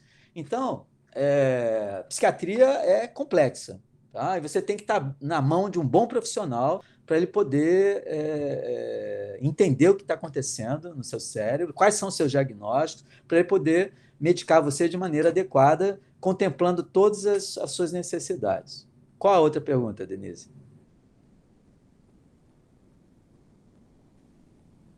Mayara, só uma coisa. Não se faz diagnóstico de TOD, de transtorno opositor desafiante, em adultos. Não existe em adulto. Tá? Se você conhece algum adulto com diagnóstico de TOD, não existe. TOD é um diagnóstico que se faz em criança, na população pediátrica e adolescente, biátrica. Né? Só. As pessoas com TOD, viu, Mayara? Elas têm uma tendência a desenvolver um transtorno de personalidade do cluster B, do grupo B, que ou é o histriônico, dramático, ou é o narcisista, ou é o borderline, ou é o antissocial. É muito comum crianças TOD não tratadas evoluírem para uma personalidade assim. Por que eu estou acentuando isso? Porque o cérebro ele é um órgão que ele aprende tudo. Ele aprende a fazer cálculo, derivada, integral, faz tudo. Ele aprende a assoviar, nadar, mas ele aprende também a ficar doente. E a personalidade, ela tem uma interação ambiente-gene muito forte. Então, e a gente leva 20 anos para ficar pronto, o nosso cérebro. O lobo frontal é a última região cerebral a amadurecer. Então, o neurodesenvolvimento, ele é de trás para frente. Ele é da medula para o tronco cerebral, pega as partes posteriores do cérebro em direção à região frontal. Tanto é que a gente só consegue maioridade penal aos 18 anos de idade. Por quê? Porque antes existem N circuitos cerebrais que não estão prontos ainda. Sabe? Então, a criminalidade, o comportamento na infância, na adolescência, ele não pode ser visto como a gente vê num adulto. O mesmo comportamento. Tem alguma coisa diferente ali. Então, o cérebro sofre neurodesenvolvimento, são 20 anos. E as doenças mentais e neurológicas sofrem neuroprogressão. Se uma pessoa tiver enxaqueca, talvez alguns aqui tenham, eu sou neurologista também, Você vai descobrir uma coisa, se alguém tem aqui enxaqueca. Você tem uma crise uma vez por ano, depois você tem 2 por ano, depois você tem 4 por ano, depois você tem 12 por ano, depois você tem 4 por mês, depois você tem toda semana, 2 por semana. Aí você tem, né, cefaleia crônica. Ok? O que aconteceu? Isso é o efeito Kindling, de neuroprogressão. Seu cérebro aprendeu a ter doença. Se você pegar todos os livros que vocês têm de inteligência artificial, vocês vão ver que eles tentam. Você repete, repete, repete, repete, aqueles circuitos vão sendo fortalecidos e a máquina aprende. Você o cérebro treina. também aprende. O cérebro aprende a ficar doente. Então, por isso tem que tratar. E como todo sistema, vocês trabalham com sistemas, todo sistema complexo e de longo, imagina você montar um sistema altamente complexo ao longo de 20 anos. Você acha que a maior probabilidade de erro nessa montagem do que num sistema que você monta em 2 dias, com muito menos peças? O que você acha, Júlio? O que vocês acham, rapazes, meninas? A probabilidade de erro é maior, né? Muito maior, muito maior. Né? Então, é como DNA, você vai à praia, pega sol, vai à praia, pega sol, vai à praia, pega sol. Né? Você queima suas células, mitose, você tem que repor sua pele, você aumentou a quantidade de mitose. Aí você fuma, você queima as suas células do pulmão, você destrói as células, seu corpo repõe. Você bebe, você destrói as células da mucosa do seu estômago. Por que câncer no estômago? Por que câncer no pulmão? Por que câncer de pele? Você destruiu, tem mais mitose, aumentou a probabilidade de quê? De um erro, né? Numa mitose, um câncer, né? Uma célula neoplásica. Porque aumentou a quantidade de mitose, aumenta a quantidade, a probabilidade de um erro genético, de replicação. Né? As células são sistemas autopoéticos, se autorreplicam. Então, existe neuroprogressão. E por isso que a psiquiatria hoje está toda voltada para a infância, viu, Mayara? E para a adolescência, porque a gente interrompe o problema na sua nascente. Então, você aumenta a probabilidade do indivíduo ter um desenvolvimento normal, bom, né, satisfatório, mesmo com diagnóstico. Mas só que ele está tratado. Você corrigiu o sistema. Okay? Legal. Vocês estão me ouvindo agora? Estamos. Beleza. Porque está faltando luz aqui na Tijuca e toda hora cai minha internet. Então, vamos lá. Luiz Mário, aproveitando que você acabou de falar, né, a questão do mito, né, da medicação, você falou da questão do aprendizado do cérebro, né? Uma pessoa que está ali no diagnóstico de uma depressão, desculpa o termo que eu vou utilizar, uma depressão ainda leve, né? Se você chegasse, de repente, naquele momento com a medicação, você evitaria, talvez, um problema maior na vida desse paciente, né? Isso que você, no final das contas, é isso que você quis dizer, né? Tá. Olha só, tem algumas perguntas aqui, Luiz Mário. Alguém fez um comentário, eu não consegui ler, mas... Depois da Mayara, o Gabriel Arantes perguntou, ele gostaria de saber até que ponto existe independência entre os hemisférios cerebrais. Existe dominância, viu? Um hemisfério sempre vai dominar o outro. Então, se você, normalmente assim, se você é destro, é porque seu hemisfério esquerdo domina. O hemisfério esquerdo é um hemisfério pragmático, racional, lógico. O hemisfério direito, que são os canhotos, né, que são 5% da população, eles são mais criativos, são mais intuitivos, né? Eles lidam com artes, com poesia, funciona diferente, com emoções e tal.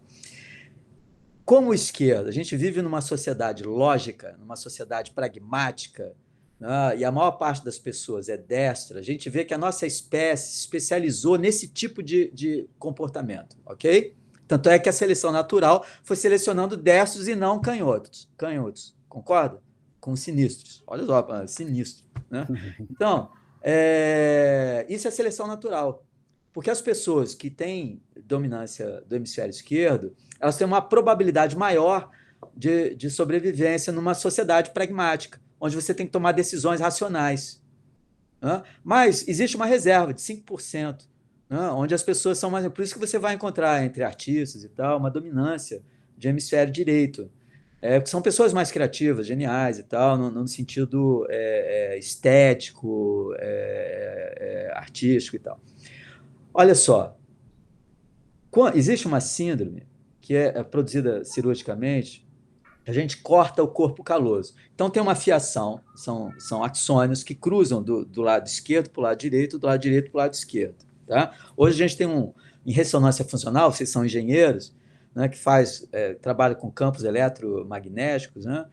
A gente consegue imagens fantásticas do cérebro e faz tratografia. A gente vê as grandes avenidas do cérebro, né, cruzando de um lado para o outro, descendo, subindo, indo da frente para trás, de um lobo para outro.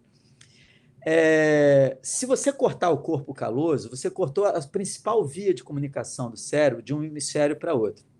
Aí a gente produz, graças a... Quem foi o menino? Foi quem perguntou?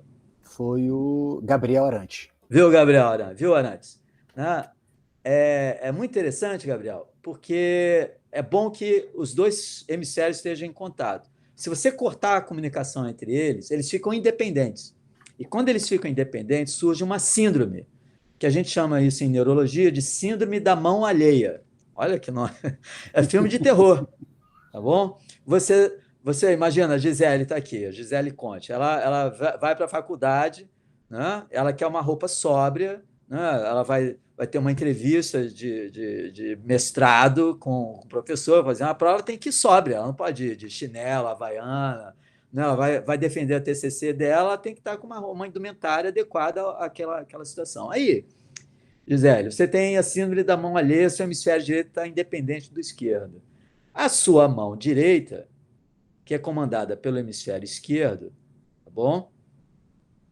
Essa via motora, ela desce, então ela cruza lá embaixo. Então não é afetada pelo corte do corpo caloso, tá? Porque cortei em cima, mas ela cruza embaixo. Aí, a sua mão direita, que é dominada pelo hemisfério esquerdo, que é prático, que é pragmático, racional, vai pegar um tailleur, uma roupa adequada para a ocasião, sóbria. Só que a sua mão esquerda, que é dominada pela mão direita, independente, você nem sabe por quê, ela vai, empurra a sua mão direita e pega uma mini saia e uma sandália, como se você fosse para a praia ou para uma festa. Né? Aí a sua mão esquerda, você diz, não pode, e você empurra. Você vê que a mão esquerda ela é praticamente inconsciente, você nem sabe por que ela está fazendo aquilo. Existem casos da mão alheia, da mão esquerda, né, pegar uma faca e tentar atacar o cônjuge. Pelo menos dizem que ele tem uma mão alheia, né? Que ele não tem raiva da sogra, né?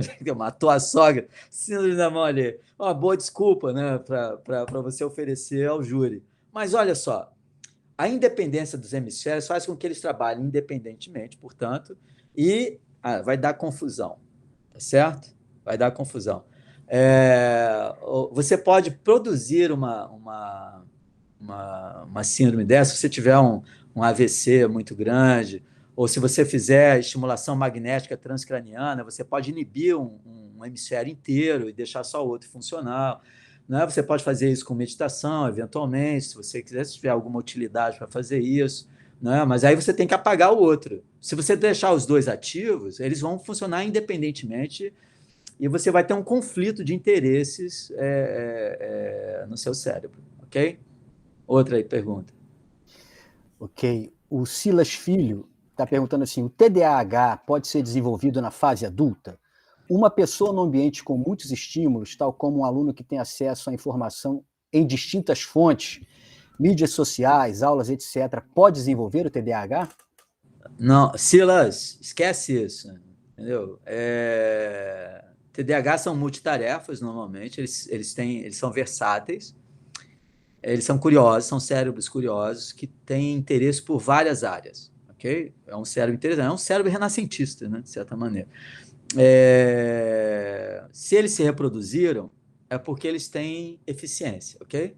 Se eles existem ainda, é porque eles têm eficiência. O problema é que a nossa sociedade atual exige uma série de atividades que são desfavoráveis para o tipo de cérebro TDAH, mas são favoráveis em outros aspectos. Mas você não desenvolve TDAH porque você está exposto a muitas informações. Em verdade, pode haver um sobrecarregamento do seu sistema psíquico, do seu processamento cerebral, porque é uma máquina e do ponto de vista, assim, vamos colocar isso filosoficamente, né? Só para dar uma explicação. Ele tem recursos finitos. Então, você tem que processar muita informação. Se tiver muita informação, ele pode começar a falhar. Okay? Como qualquer máquina, como qualquer sistema. Né? Nós somos feitos de sistemas e subsistemas. Eu sugiro que vocês leiam, vocês não devem ter sido apresentado isso na faculdade, mas existe uma lógica de sistemas, que é a lógica de sistemas de Lupasco, né? Que a gente estuda isso em filosofia, estuda isso em outras áreas, em neurociência e tal, porque se assemelha mais à forma como o cérebro funciona e não como os algoritmos, né, do cotidiano, do cotidiano profissional das pessoas. Então, é uma lógica diferente da lógica clássica, né, com as premissas e tal, com os princípios da lógica clássica, ele funciona diferente. Então, olha só, TDAHs, eles não são produzidos pela sociedade, certo? O sujeito é TDAH. E a sociedade, ela pode ser mais favorável ou não a um cérebro TDAH, dependendo da forma como ela exige de você educação, tá? Se você for colocar um TDAH, né, grave ou moderado dentro de uma sala de aula, né, monótona, com um professor chato, com uma matéria desinteressante, Stephanie Lupasco, muito bom, Júlio, exatamente, ele mesmo. Estuda esse cara, ele é maravilhoso, tá? E também tem um cara chamado Bertalan Fay, tá? Que estuda lógica de sistemas e tal, é muito interessante, tá? Deixa eu dizer uma coisa para vocês. O TDAH, ele é genético. Ele é mais genético, Silas, do que a determinação da altura, que é uma das coisas mais genéticas que existe em termos de definição do seu corpo. O TDAH é mais do que... Agora, se você pegar gêmeos idênticos, criados em situações, em famílias diferentes, eles vão apresentar uma coerência de diagnóstico, independente da condição socioeconômica, cultural, educacional, sabe, de praticamente 100%. É estritamente genético. Tá bom, Silas?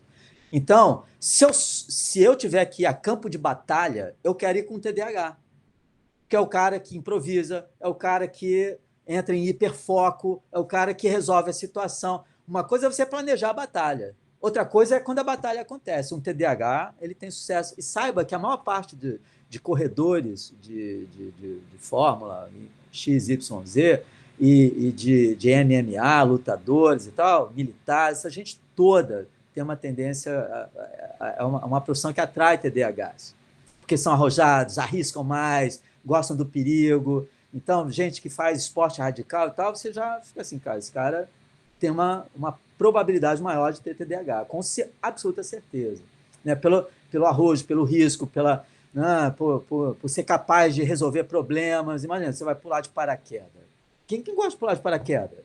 Né? Colocar a tua vida, não foi você que dobrou o teu paraquedas? Não? Aí você pula de lá, tá caindo, dá um problema. O TDAH resolve. O cara que não é TDAH se apavora, amigo, vai embora. Né? Então, os TDAHs, eles são MacGyver, né? Você não é do seu tempo, mas é o cara que resolve. É o cara que, se estiver numa cirurgia e der encrenca, é melhor o cirurgião ser TDAH. Qual o risco? Ele esqueceu uma tesoura dentro de você. Mas qual é a vantagem? Dele resolver um problema lá, sabe? Que ninguém esperava acontecer. O cirurgião TDAH provavelmente vai resolver. Então, veja só, é uma desvantagem? Depende.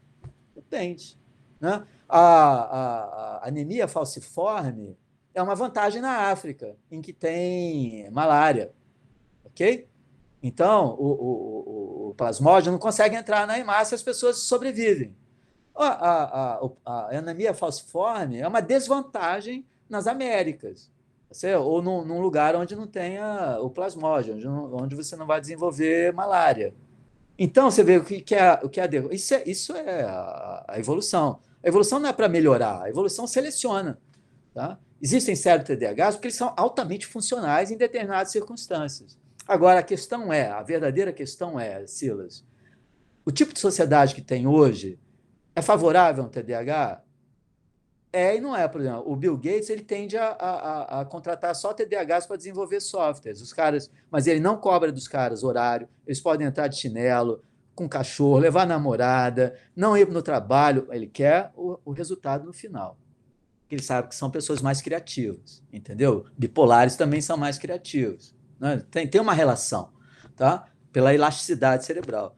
Então, hoje é o paraíso do TDAH. O TDAH é um cérebro curioso, é um cérebro que gosta de imagem, gosta de mudar a coisa. Você, com o dedo, você sai de um lugar e vai para outro. Você tem amigos na internet, você faz coisas maravilhosas. Então, o problema da sociedade hoje, para quem é TDAH, é ele se afundar na mídia e criar uma adição com mídia, com telefone, ficar falando, e ele vai procrastinando. O TDAH é procrastinador, o que desagrada ele empurra para frente, vai e faz o que ele gosta na hora. Aí acabou, né, amigo? Um mundo cheio de oferta, então era mais fácil ser TDAH no passado, em que você não tinha televisão, você não tinha rádio, você não tinha computador, não tinha celular, do que hoje, onde você tem muitos elementos distratores, né, do seu cérebro. Eu acho muito mais difícil para a garotada hoje, né, ser TDAH, né, porque você tem uma exigência social,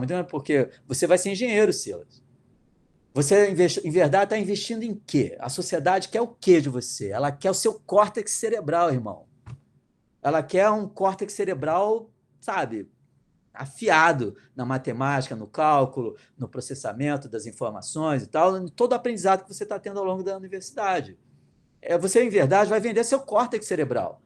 Mas se você usa seu tempo para se divertir, se distrair, que é o que o TDAH gosta de fazer nas horas vagas, né? Tudo é hora vaga para TDAH, ele só vai estudar em cima da hora. Então, amigo, um abraço. Se você tiver 6 provas para fazer naquela semana, né? Você sem planejamento, sem organização, aquilo que você fazia no passado, estudar em cima da hora e resolver lá, agora talvez não funcione mais. Se funcionar, maravilha. Se não funcionar, você vai ter que repetir a sua disciplina, pô. E você vai atrasar a sua faculdade, vai demorar a entrar no mercado de trabalho. E aquele cara vai pegar aquela oportunidade que poderia ter sido sua e ficou para ele, porque você, né, só queria brincar no computador, jogar videogame, ao invés de estudar cálculo. Pô. Aí, é isso aí. Tá? Fala, Denise. E você falou de bipolaridade também, Luiz Mário. Qual seria a característica assim, do bipolar? Porque eu conheci algumas pessoas bipolares, né, ao longo da vida, e tinham também essa característica de muita criatividade na hora que estavam fazendo a chamada mania, né? E também, aí depois, essa coisa da autoestima, aí se achava ruim, ficava deprimido e tal, mas na hora que fazia essa oscilação, tem um filme muito interessante de um cineasta que vai falar sobre bipolaridade. São 2 filmes. Aliás, ele era ator, depois virou cineasta, é um inglês. Que aí ele pega vários, não sei se você conhece esse filme, pega vários tratamentos para a bipolaridade, entrevista várias pessoas e tal. Eu queria que você falasse um pouco sobre a característica do bipolar. Vocês estão me ouvindo? Vocês estão me ouvindo? Ô, Luiz Mário, desculpa te interromper. Eu acho que isso é importante, porque existe um estereótipo com relação ao transtorno bipolar, né? A pessoa fala muito assim, aquela pessoa que uma hora está... às vezes se confunde um pouco com questão de personalidade, enfim, acho que vale a pena realmente marcar bem essa característica do transtorno, né? E as características que a pessoa que tem transtorno bipolar carrega, vamos dizer assim. Tá. Então, o transtorno de humor bipolar, ele é um transtorno de humor. Então, existem os transtornos unipolares e os bipolares. Os bipolares, eles ciclam entre estados de depressão e mania. No meio do caminho, você tem, né, hipomania. No equador, né, do humor, você tem a eutimia, que é a pessoa normal, que tem humor normal. Todo mundo fica alegre, todo mundo fica triste. Quando a pessoa fica alegre demais, por muito tempo, tá? E esse tempo é 2 semanas, ninguém, saibam disso, ok? Isso é uma verdade. Ninguém fica alegre mais de 2 semanas.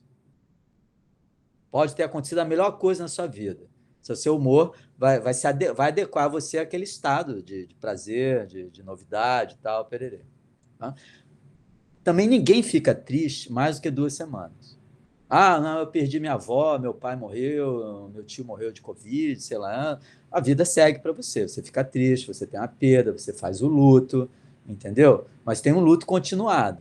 Se Esse estado de tristeza. A gente, para luto, a gente espera pelo menos 2 meses, tudo bem? Se a pessoa estiver funcional. Se a pessoa estiver disfuncional, já é doença.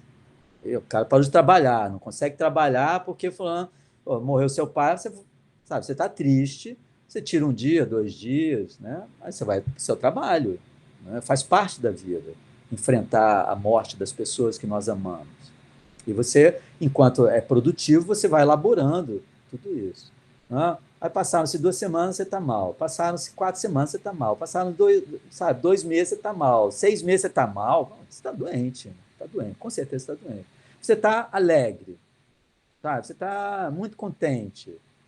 Aí você, ok, tá bom, 1 semana, 2 semanas, aconteceu uma coisa legal na sua vida, mas daqui a pouco você volta para a eutimia, para o normal, para aquilo que você considera normal.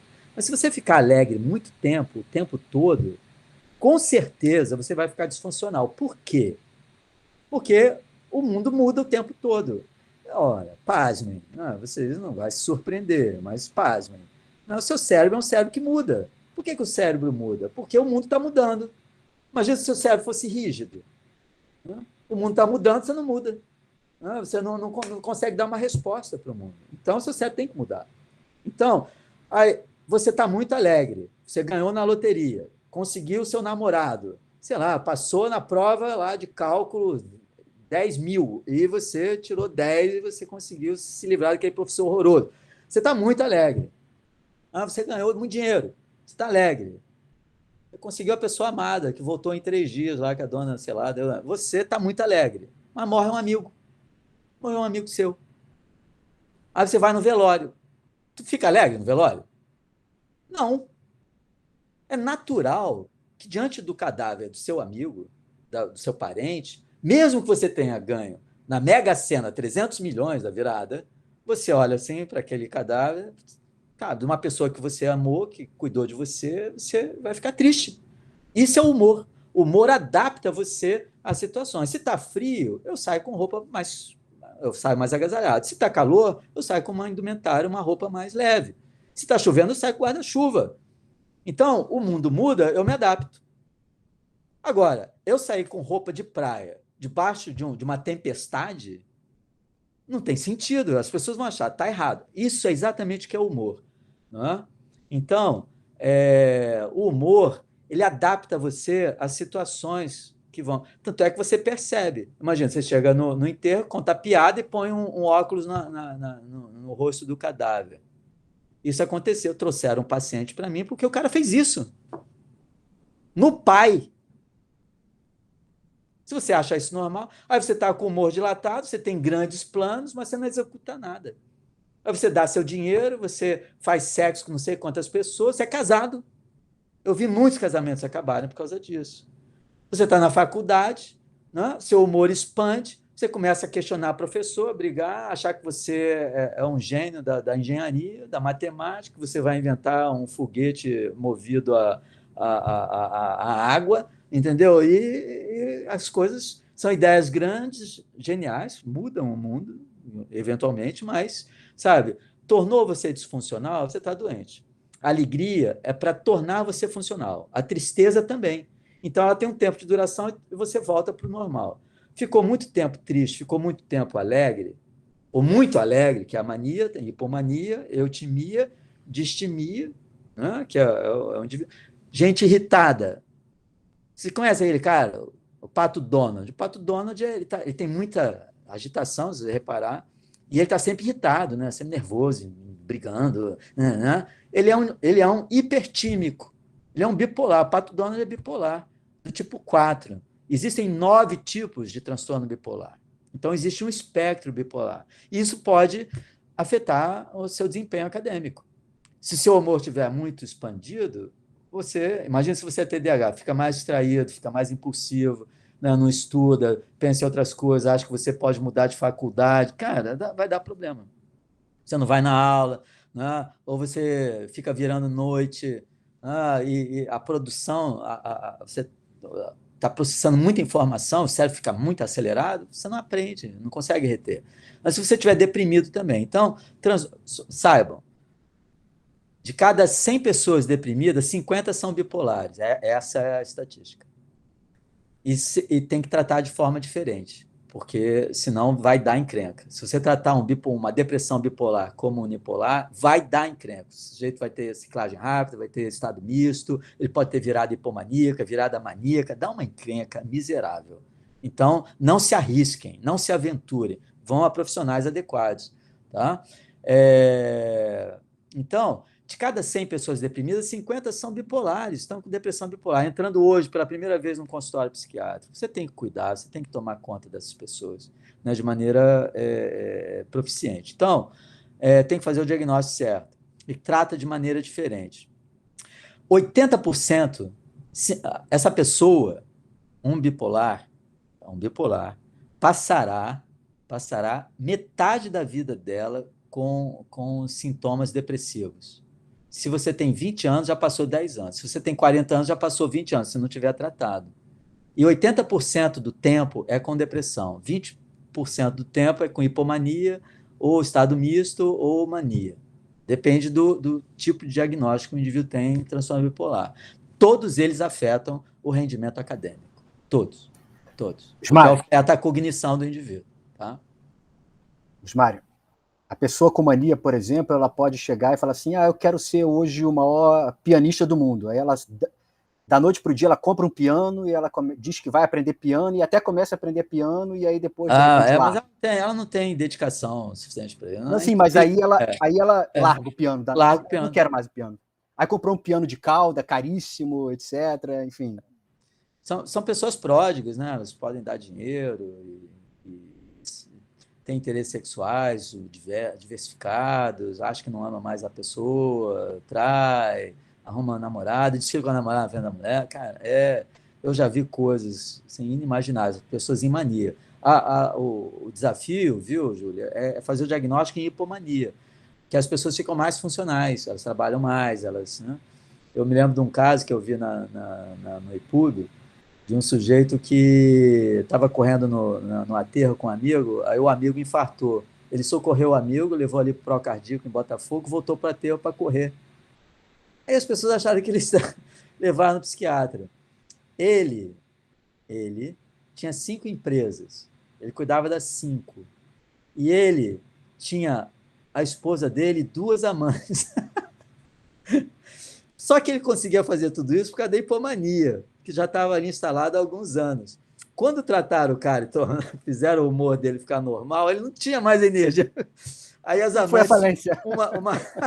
Ele não conseguiu mais tocar 5 empresas, uma amante descobriu a outra e as 2 que aguentaram para a esposa. Cara, foi um inferno. Quando a gente discutiu o caso, eu falei assim, eu nunca teria tratado esse cara se eu soubesse tudo isso. Porque ele estava funcional. Então, sabe de uma coisa? Em psiquiatria, a gente trata o que é disfuncional, não o que é funcional.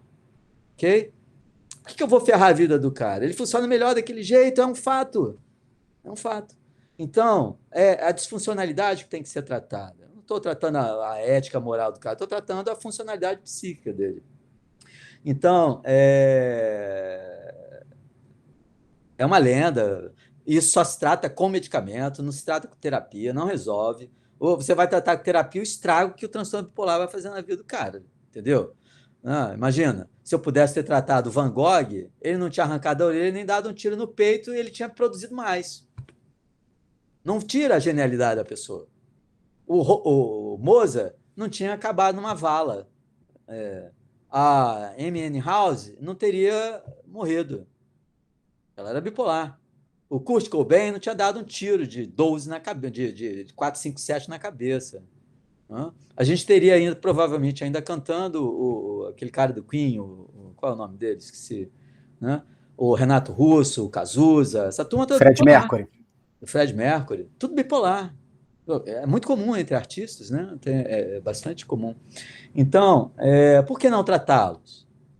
Eles estariam aí ainda, sabe, produzindo com toda a sua genialidade essas obras maravilhosas que eles nos legaram. Né? Foram vidas meteóricas.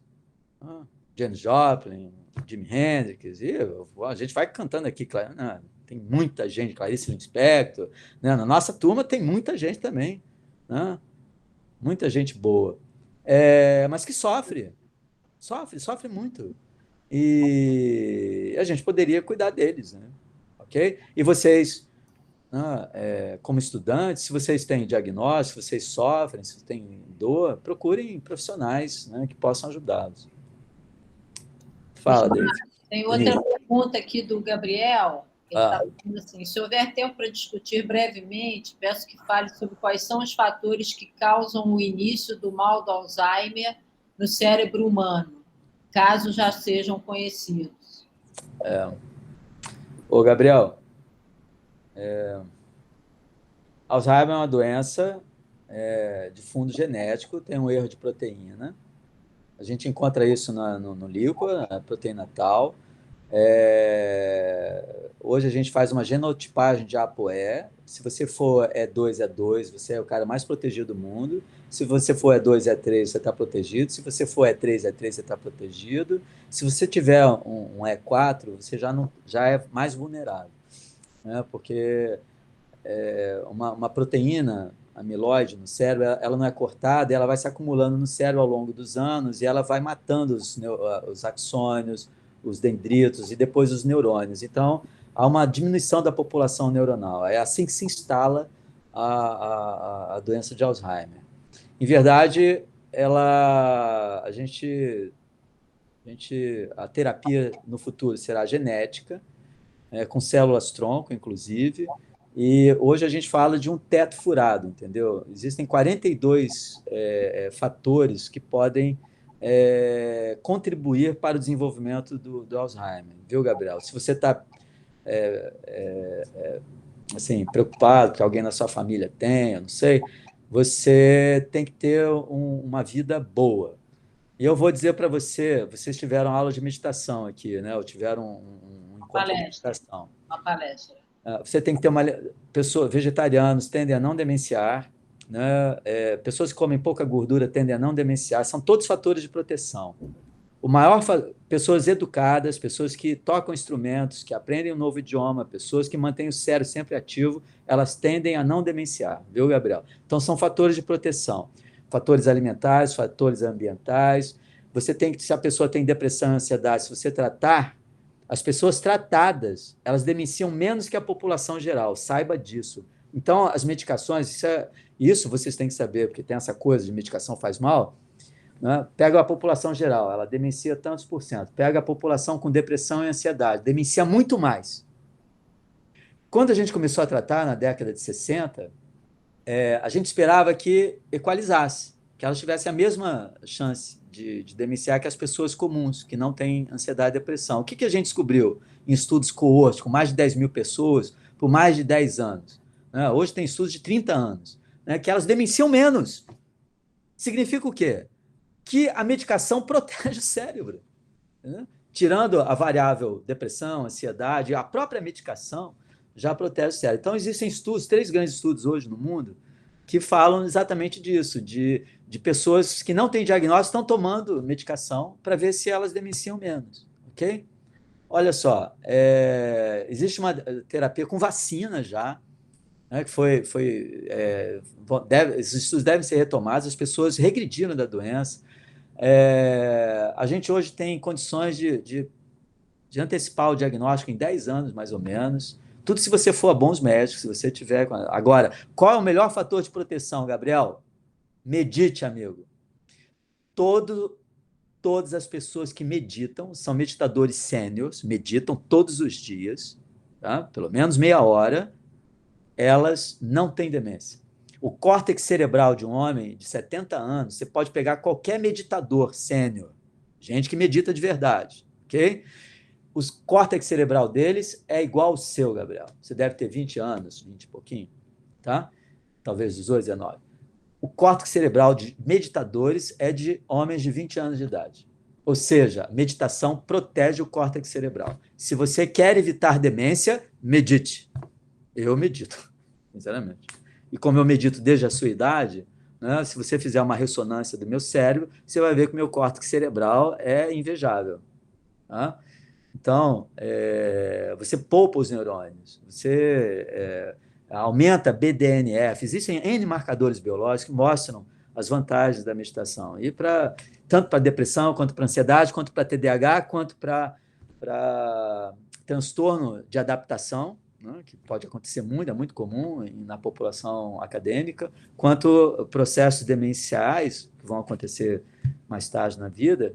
E você é de uma geração, Gabriel, que vai viver muito, querido, sabe? Brincando, você já está numa população que vai viver mais ou menos uns 100 anos, bem. Talvez 110 anos, bem. É o que a geração da meninada que está aqui presente, se não destruir seu cérebro com bobagens, né, vocês podem viver muitos anos bem. É o que a ciência tem oferecido para a gente. Mas, cada vez mais, a ciência médica se volta para questões humanistas e questões de estilo de vida. Tá? Na Europa, nos Estados Unidos, se fala de slow medicine, fala de medicina de estilo de vida, né, onde a gente aumenta os fatores de proteção, diminui os fatores de risco, né, e ter uma vida saudável é ter hábitos saudáveis. Num mundo como nós vivemos hoje, com uma expectativa de vida alta, isso é fundamental. Então, eu sugiro que todos vocês, né, busquem o entendimento dessas coisas, e ter uma vida mental saudável é fundamental também. Que adianta você ter a saúde de um cavalo se você não está deprimido, se você está ansioso, se a qualidade de vida está afetada. Não, você precisa cuidar da mente também. Tá? Mais alguma coisa, Júlia? Olha, Luiz Mário, a gente acha que já pode caminhar para o final, né? O que você acha, Denise? Acho que sim, né? Já está chegando aí o tempo também para a gente... Obrigado você, Gabriel. Exagerar muito. Superou totalmente as nossas... Na realidade, assim, eu não imaginava nada diferente do Luiz Mário, conheço o Luiz Mário há cerca de 15 anos já, e o Luiz Mário tem uma capacidade muito, muito, muito boa de trazer para a gente, para nós que somos leigos, né, conhecimentos extremamente complexos, né, da área da medicina, da área da neurologia, da psiquiatria, enfim, e trazer para a gente, para que a gente possa ter um entendimento para quando tivermos numa situação nós mesmos ou algum parente, algum conhecido, sabermos dar um encaminhamento, né, sabermos que o mito da medicação é um problema, você pode potencializar a vida do indivíduo assim, de maneira exponencial. A pessoa que tem transtorno, como o Luiz Mário falou, né, de déficit de atenção, o sofrimento enorme desses indivíduos para poder chegar num nível que uma pessoa que não tem déficit de atenção precisa chegar, enfim. Então, é aquela história, né, na corrida eles já saem lá atrás, né, na linha, na largada ali da corrida, o camarada já está a 100 metros e ele está largando com uma certa... Me te corrige, tá, Luiz Mário, se eu estiver falando besteira. Não, então, tá certo. Então precisa de um acompanhamento médico, precisa também de acompanhamento, né, Luiz Mário, você falou da área da psicologia que trata de comportamental cognitiva, que ajuda também, né, esses indivíduos a lidarem com dificuldades que eles têm, enfim.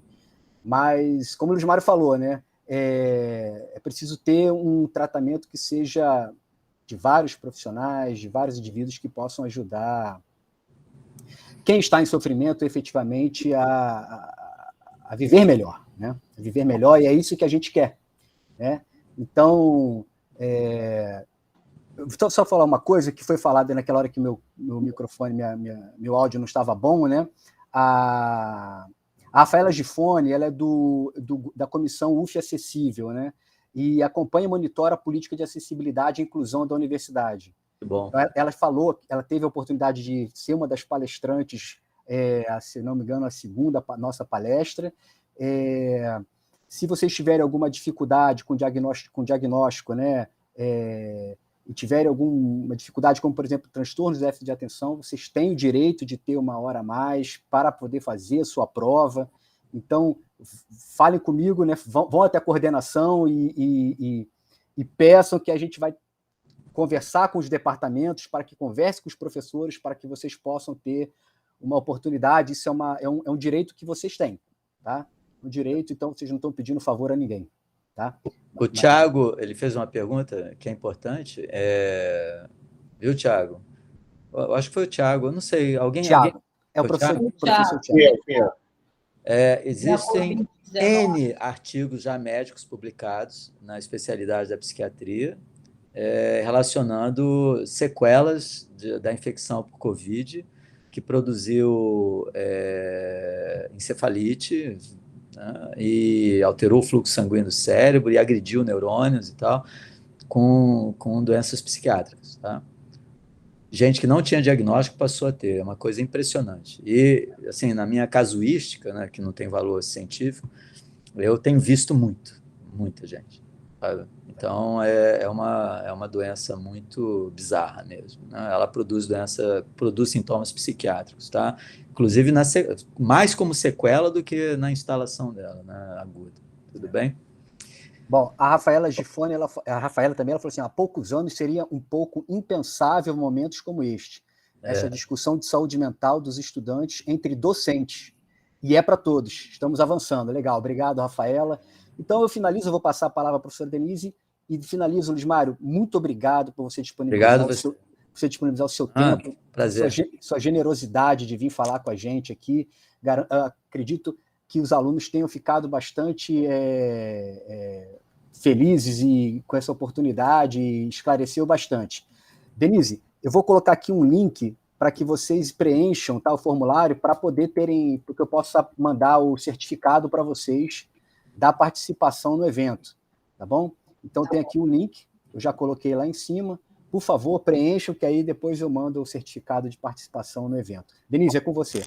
Então, aqui, muitos agradecimentos, né, ao Luiz Mário, pela possibilidade de compartilhar esse conhecimento, né, e de trazer coisas tão interessantes para o debate.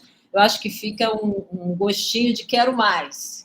Quem sabe, se a gente tiver a continuidade do projeto de extensão, a gente faz mais uma rodada, se você tiver disponibilidade, porque é muito interessante para a gente escutar isso, né, e ver as diferentes visões, né, e ver também que, como você falou, a gente cuida do colesterol, cuida da glicose, né, cuida do tendão que se rompeu, cuida da postura, né, faz o pilates, faz não sei o quê, mas precisa cuidar do cérebro, né?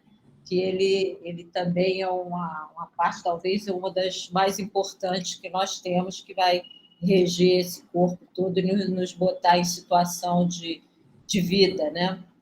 Então, eu quero agradecer essa sua generosidade de vir aqui conversar conosco e deixar um convite para uma próxima vez. Obrigado, Denise. Se você quiser vir, tá bom? Muito obrigada. Muito obrigada a vocês também que participaram e fizeram perguntas, e vamos tocar para frente esse projeto, que eu acho que a gente tem muito para discutir na UF sobre esse tema.